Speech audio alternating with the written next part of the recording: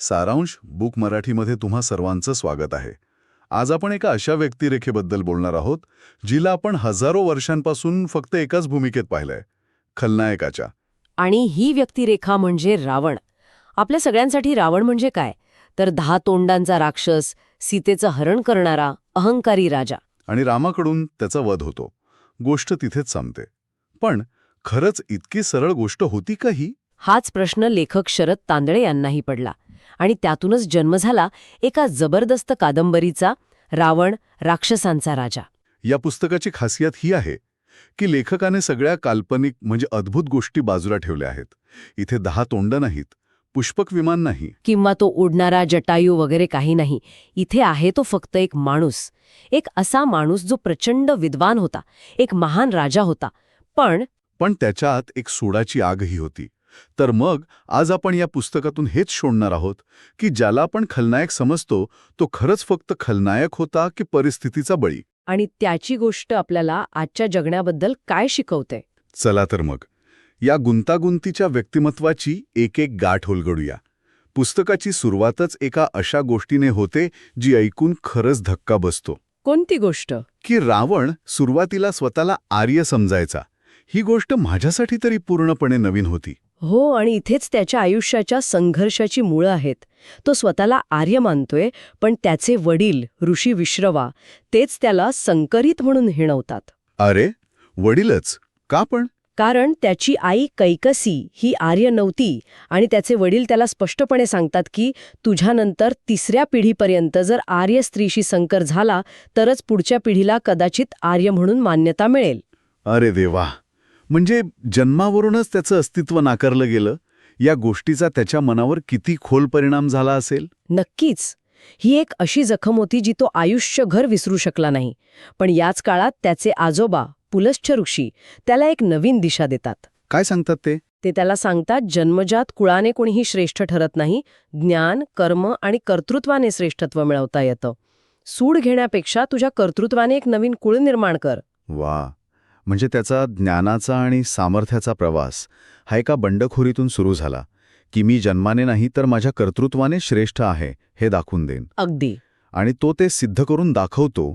विचार करा, शिवतांडव स्तोत्र ते फक्त एक स्तुतिगीत नाहीये. नाही, अजिबात नाही. त्यातील शब्दरचना, ध्वनी, वैश्विक ऊर्जेचं वर्णन यावरून कळतं की त्याला भाषा, संगीत आणि तत्वज्ञानाची किती खोल समज होती. तो रुद्रवीणा तयार करणारा संगीतकार होता, रावण संहिता लिहिणारा शास्त्रज्ञ होता. हे काही सामान्य योद्ध्याचं काम नाही. बरोबर. आता येऊया पुस्तकाच्या नावावर, राजा राक्षसांचा. ही राक्षस संस्कृती म्हणजे नेमकं काय होतं?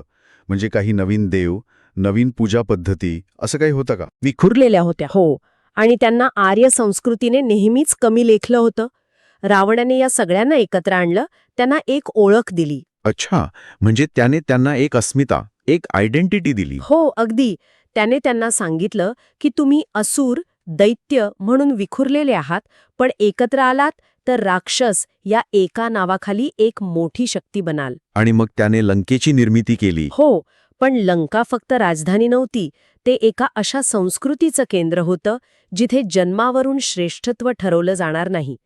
तो म्हणाला होता, पीडित, शोषित, लाचार, गुलाम हे शब्दच राक्षस संस्कृतीत नसतील. हे तर एका विजनरी लीडरचं लक्षण आहे. एक महान दूरदृष्टी असलेला नेता. पण मग त्याच्यातला तो विनाशक कुठून जागा झाला? कारण पुस्तक त्याच्या क्रूर बाजूबद्दलही तितकंच स्पष्टपणे बोलतं. आणि त्याचं उत्तर एका शब्दात आहे, प्रतिशोध. प्रतिशोध. त्याचा पहिला प्रतिशोध होता त्याच्या वडिलांविरुद्ध. ज्या आश्रमात त्याला संकरित म्हणून हिणवलं गेलं, तोच आश्रम तो जाळून टाकतो.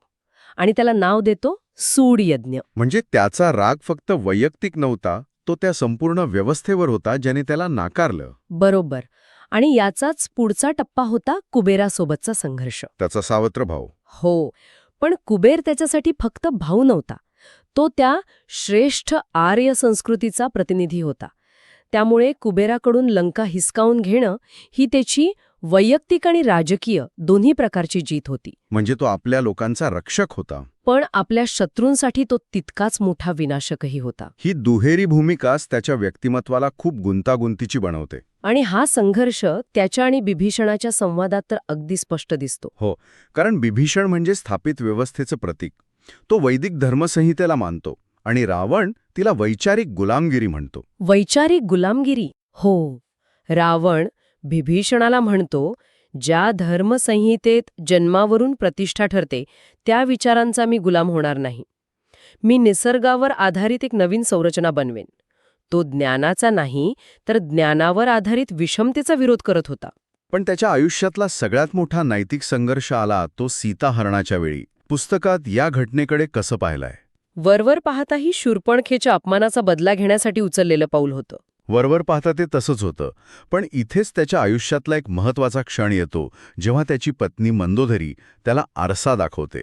त्या दोघांमधला संवाद ह्या कादंबरीचा आत्मा आहे असं मला वाटतं. हे ऐकायला आवडेल. मंदोदरी त्याला नेमकं काय म्हणते? ती त्याला त्याच्याच तरुणपणाची आठवण करून देते. ती म्हणते की तरुणपणी त्याने रागाच्या भरात प्रतिशोधाच्या भावनेतून स्त्रियांवर अत्याचार केले होते आणि आता इतक्या वर्षांनी एक महान राजा झाल्यावरही तो पुन्हा एकदा स्त्रीलाच प्रतिशोधाचं साधन बनवतंय. आणि मग पी भेदक वाक्य म्हणते, राजकीय डावपेचात कोणीही जिंकत असेल पण पराजय मात्र कायम स्त्रीचाच होत असतो. हे वाक्य खरंच विचार करायला लावणारं आहे.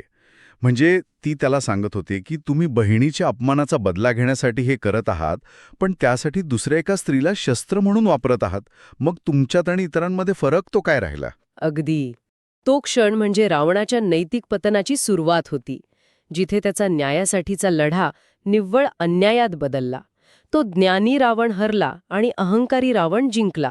तरीही त्याच्या शेवटच्या क्षणीसुद्धा जेव्हा लक्ष्मण त्याच्याकडे येतो तेव्हा तो कोणताच राग मनात न ठेवता त्याला राजकारणाचं ज्ञान देतो.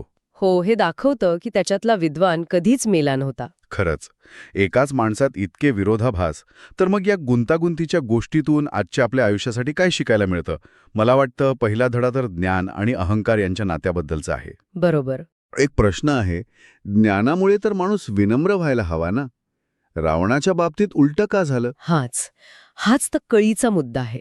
पुस्तक असं सुचवतं की रावणाचं ज्ञान हे स्वतःला सिद्ध करण्याच्या गरजेतून जन्माला आलं होतं, विनम्रतेतून नाही. अच्छा. जेव्हा ज्ञान हे सुडाचं किंवा न्यूनगंड भरून काढण्याचं साधन बनतं तेव्हा ते अहंकारालाच खतपाणी घालतं. ही गोष्ट आजच्या काळात करिअर आणि नेतृत्वात खूप लागू होते. आपल्याकडे किती ज्ञान आहे यापेक्षा ते ज्ञान आपण का मिळवलं आहे यावर आपलं व्यक्तिमत्व अवलंबून असतं. अगदी. दुसरा धडा आहे दृष्टिकोनाचा.